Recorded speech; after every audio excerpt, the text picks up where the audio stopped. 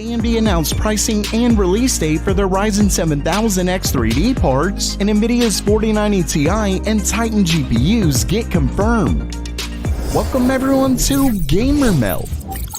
First up for today, with the 4070 Ti recently released, NVIDIA is apparently very close to their next launch, which may end up being the 4070 non-Ti model. In a new tweet from a Tech PowerUp database editor, Matthew Smith apparently stumbled on some validation data that gives us not only clocks for the reference RTX 4070, but even a factory overclock variant. And that means that NVIDIA is so far in development that third-party overclock cards are being tested. So the 4070 is likely set to be released very soon. Either way, according to the tweet, the reference 4070 has a base clock of 1920 MHz and a boost of 2475. As far as the overclock variant, the one they have is from Colorful with their Ultra WOC line, and according to this, it got a boost of 2505 MHz. So we're talking 30 MHz over the reference model. Not exactly great, but I guess not the worst. When compared to the 4070 Ti, these clocks are pretty disappointing, I will say, but obviously we'll have to see how AMD's mid-range cards stack up.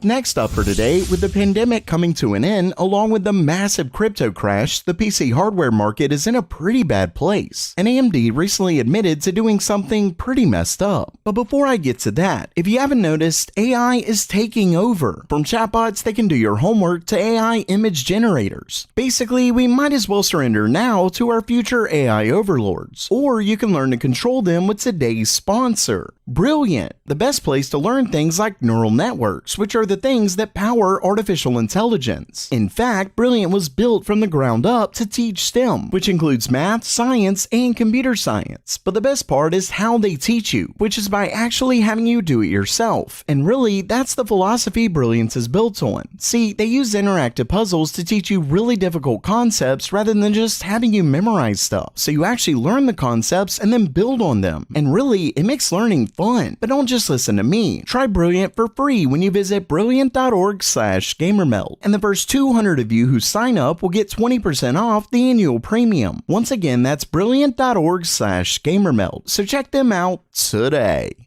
Now back to the story. During AMD's Q4 earnings call, Lisa Su actually admits to undershipping both GPUs and CPUs. Quote, "We have been undershipping the sell-through or consumption for the last 2 quarters. We undershipped in Q3, we undershipped in Q4, we will undership to a lesser extent in Q1. So yeah, AMD's CEO just admitted that they're intentionally shipping fewer products than what is needed. The reason for this is simple: to keep prices higher. Now, that can be a bit of a double-edged sword. See, if they manufacture more GPUs, prices would go down, but they would sell more. So keeping the prices higher only works if you get enough profit to make up for the lower volume of sales. And it can backfire, because if NVIDIA decides to produce more, they could lower prices by a good bit and beat AMD out. Regardless, this is apparently what AMD is doing, and it's pretty crummy. Sure, I will say that AMD had a tough time maintaining profitability, but we had to deal with insane prices for years already thanks to the shortages for miners and the pandemic. Since demand is down, they're undershipping parts? Not cool.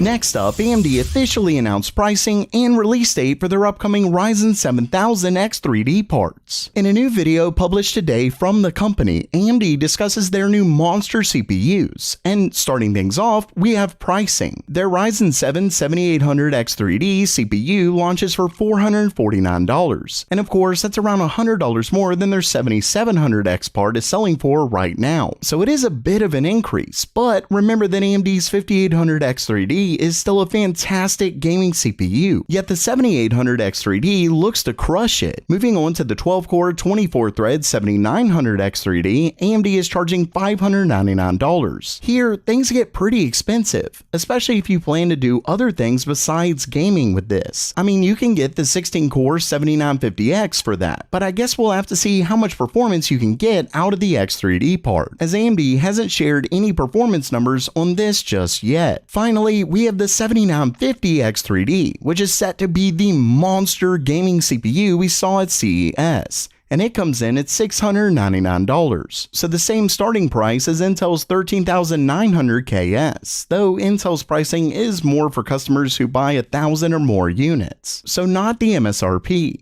Still, they would be very close. And of course, the 7950X3D would end up being a great all-around CPU for both gaming and professional workloads. Plus, this looks to get much better performance over the 13900K than Intel's KS model. Luckily, we won't have to wait long to find out, as AMD is set to release a 7900X3D and 7950X3D on February 28th, with the 7800X3D releasing on April 6th.